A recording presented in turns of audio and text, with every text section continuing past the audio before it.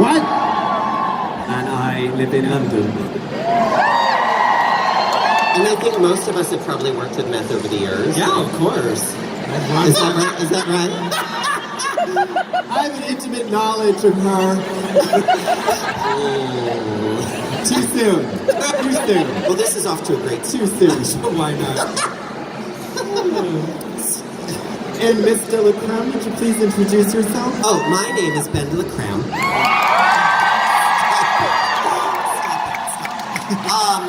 Oh, it's so embarrassing. And I was on a show on 6th season and an All Stars 3 season. And did you guys watch All Stars 3? Yes.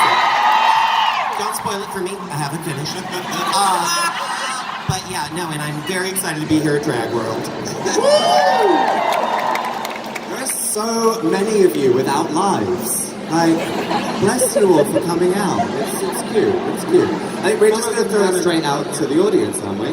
Yeah? Yeah? Well, Ginger has to introduce herself. Oh. Hard for people to remember her. Hi, I'm Ginger Minj, and I'm an alcoholic. And the crowd goes mild. I appreciate that. That's very sweet. I'm very excited to be here. Apparently somebody else is introducing themselves on the other end. It's a delayed reaction. How about you? My name is Zamolodchikova, but your dad just called me Katya.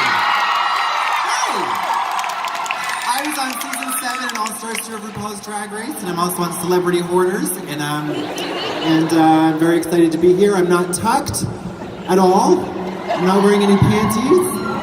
I have men's shoes on right now, but I love myself. Thank you so much. Good times. What men's shoes? Timberlands. So we're going to talk about Squarespace and Casper mattress. We want to see if you guys have any questions for us. We'd be more than happy to answer them in depth. If you want some hot, scalding tea for us to splash in your faces, we're more than happy to do that. Also, if you have parking that needs to be validated, I have a stamp in my pussy. Pussy.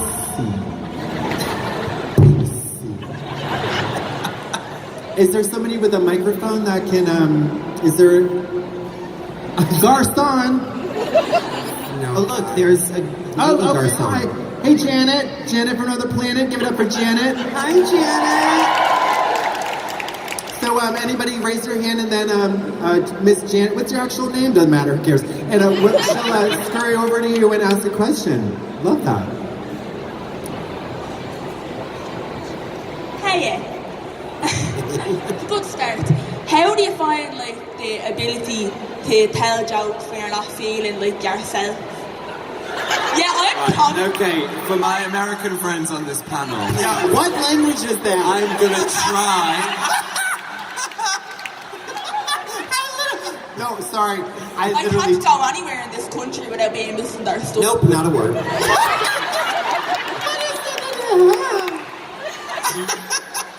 So how do you find trying to be funny when you're really not feeling it, I believe? Is that the gist? Oh, God. I'm actually just here as a translator. Well, I think we can speak from our experience today. Normally I drink, but I thought it was a little bit inappropriate at this time of the day. Who am I kidding? I'm wasted. Oh, drunk. I don't know, I feel like comedy really comes from the darkest parts of ourselves, honestly, and I think most of us up here, and most of us in this room, have probably used comedy to get through those times where we aren't really our happiest and we aren't really feeling it. And I think that comedy kind of gives you that kick in the ass to go, you know what, it's not that serious, it's just life, nobody's gonna get out alive in the end, so let's just laugh and have a good time. Yeah, it's sort of cathartic. Yeah. I disagree. I feel 100% happy all the time.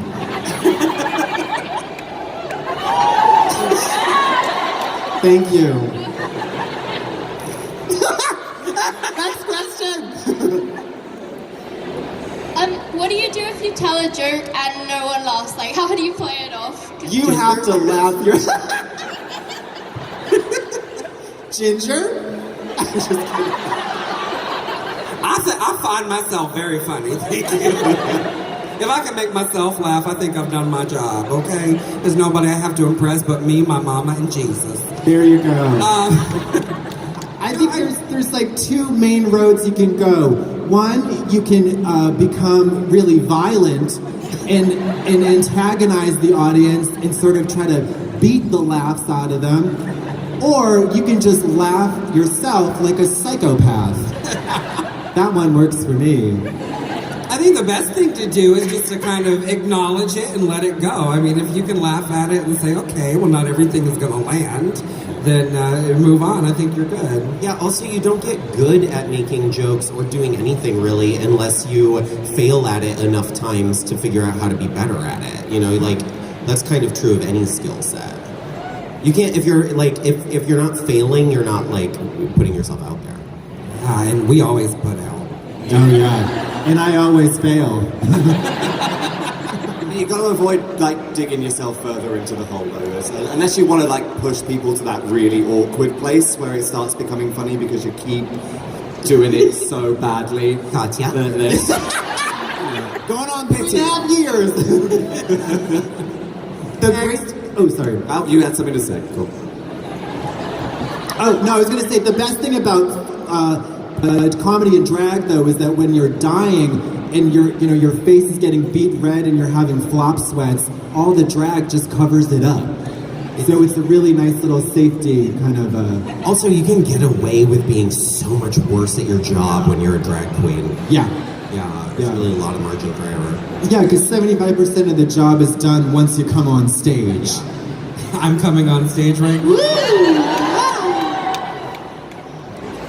Next question. Okay, You can only ask questions if you're just sitting right here. Sorry, guys. We could crowd surf you across the room if someone at the back Can you lift that up and dangle it? Not that. Who do you think's the most underrated comedy queen? The most underrated comedy queen? Oh, Darian Lake, I think. yeah. Is hysterical. I think Mimi on First is criminally underrated. Oh, come on! That was awkward. I think she's very talented. I think she's very funny. Shut up. I mean, I don't know if this question is like exclusively about Drag Race queens. But no, I mean, there's like a wealth of incredibly funny queens out there who are underrated just because they don't have enough exposure. I would say that Meth is a prime example. But in the United States, certainly, I would say Varla Jean Merman, Coco Peru, Dina Martina, Jackie Beach, Sherry Vine. I mean, these are legends who built their careers before Drag Race was a thing, and yet fewer people know about them. I would say that in whatever your local area is, like, look up the queens who established themselves pre-Drag Race, because that means they're really good at what they do. There's an up-and-comer named Bianca Del Rio, too. She's very underrated. Very underrated. Who was lucky enough to see Myra Dubois supporting Bianca on her tour? Okay, who has seen her any other time? Who knows Myra Dubois? Like, you want to talk about comedy queens, I would say she is, in my opinion, the best comedy queen that I know of in the world. She's right here in London, so go and find her. She is fucking hysterical. I'd never see her have a bad show, and just, Myra Dubois. There's a great queen. She doesn't do comedy, but she's got a great comedic name. Janice Dick in Your Son. Isn't that fabulous? That's really a thing? Yeah. Where's Janice Dick in Your Son. Like Dickinson. No, I Yeah, get you it. get it. She's up in maybe Newcastle, something like that. Maybe. Yeah. She's great. Yeah. Shout out to Newcastle. We'll have to GPS it. Yeah, she's great. Okay, cool. Cool story, bro. Next question.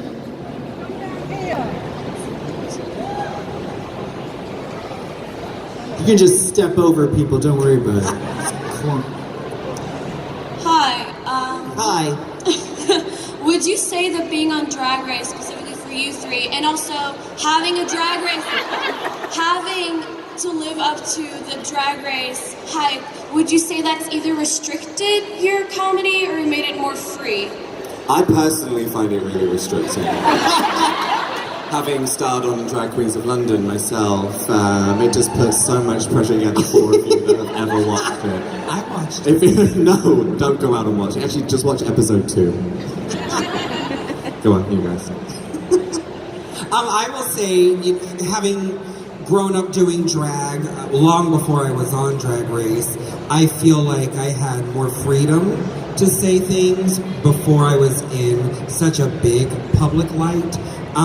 Because now I feel like there's more responsibility to take care with what we say and how we say it, and to make sure that we're setting the right example for the generation that's coming after us. I think that I feel the weight of that a lot more now that I've been on Drag Race. Katya, would you like to speak against that? I disagree.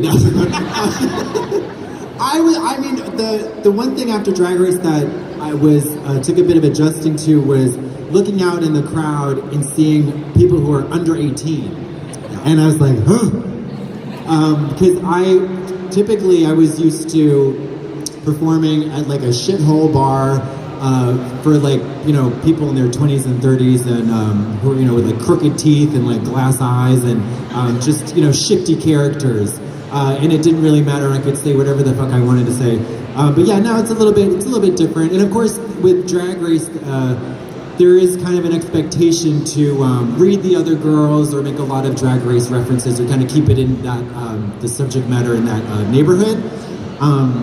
So when I go out and give like a 20-minute monologue about the kind of fish I like, or like you know, about tree bark, sometimes it falls a little flat. Wow. Personally, I don't actually feel like Sorry. I don't feel like I don't think I do anything any differently post Drag Race. I mean, certainly there's like content-wise, like you're saying, you know, people want to hear you just say occur and go for a while, but see? Yeah. Oh wait, try this, bam. Yeah, I was gonna say. Oh god. You guys, that's not even a word. It is so easy to pander to you. Yeah, no, it's, but I would say there's really, for me personally, it hasn't really changed a lot. But currently, I'm promoting my solo show that's about to tour the UK. Starting on Wednesday at the Grand here in London, Wednesday and Thursday, and then throughout. And that is a show about Dante's Inferno, which is like the least relatable material that I could possibly be doing. So clearly, I am not in any way interested in what people are interested in.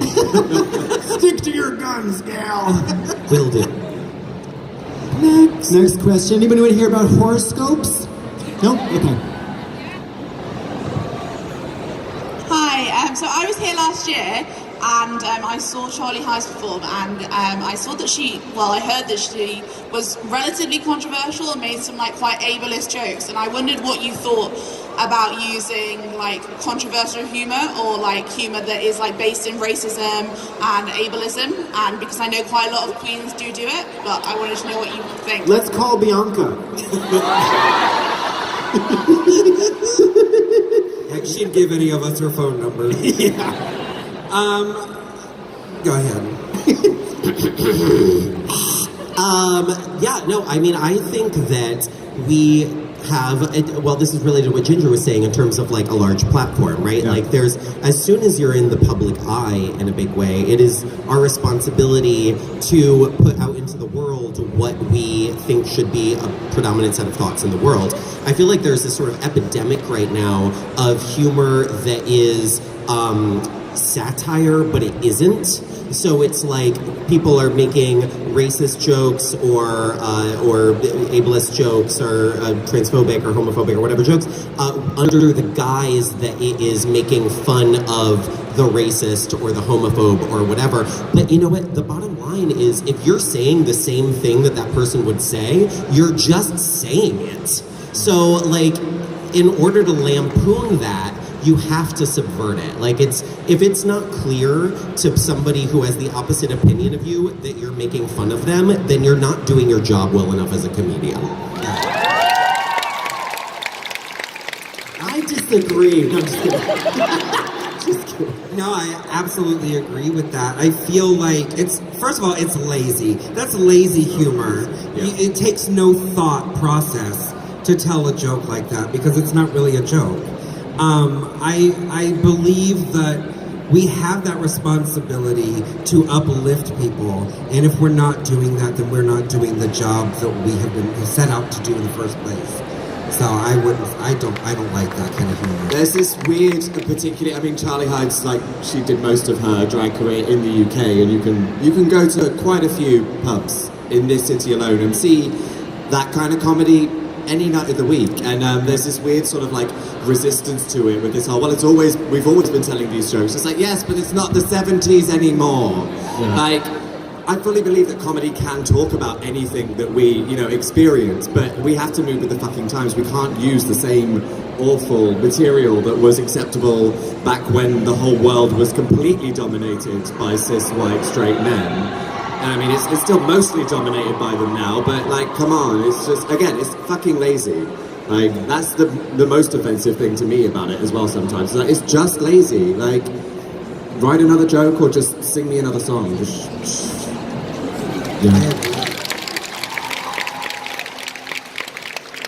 Final question.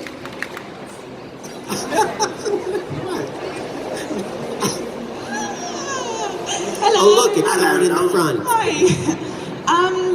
What is your most embarrassing on-stage thing? And also, Katya, you're my favourite human in the whole world. Oh, stop. We're like 2 feet away from you. Crazy, I'm going a bit mental. Okay. Wait, what was the question again? My most embarrassing on-stage moment was when I was 2 feet away from somebody who said Katya was perfect. Just kidding, you're nice. Oh God, there's so many to choose from. You go first. I don't know. I don't really get embarrassed on stage because I feel like if you're gonna put yourself out there, you're gonna put yourself out there like warts and all. And if you can make a fool of yourself, you're probably gonna make somebody laugh and have a good time. So I don't get embarrassed. I have one from Drag Race that didn't air. So on season 7, we were on the main. I was on the main stage. I had won that Merle Ginsburg challenge that you should have won. But anyways, I was in the shark. I had the shark leg on my foot, and they asked me, "Is there anything you want to say?" I said, for no reason. It was a long battle with leukemia, but at least I was surrounded by friends and family. I don't know why I said it, and they said nothing. And they didn't even look at me, and they just went on to the next thing, and I was like dying inside. I laughed. Yeah. Can I tell someone else's one? Because Sure. I'm perfect all the time. One of my drag children was performing, I'm not going to name her, I think they're playing us all. was performing at a corporate event for YouTube and just threw up halfway through her numbers. She just told me about it yesterday. I was like, hello. And then bless her, she came and wiped it up herself. Oh, Sweet. Sweet. Actually, YouTube again. There are so many embarrassing stories about other Drag Race girls I want to tell, but you know what? I have a responsibility to the community. You're so brave. Thank you. Well, I think that's it. Well, that was fun. Thank you guys so much. Cool. Enjoy DragWorld. We'll see you in a minute. Yeah, thanks, guys.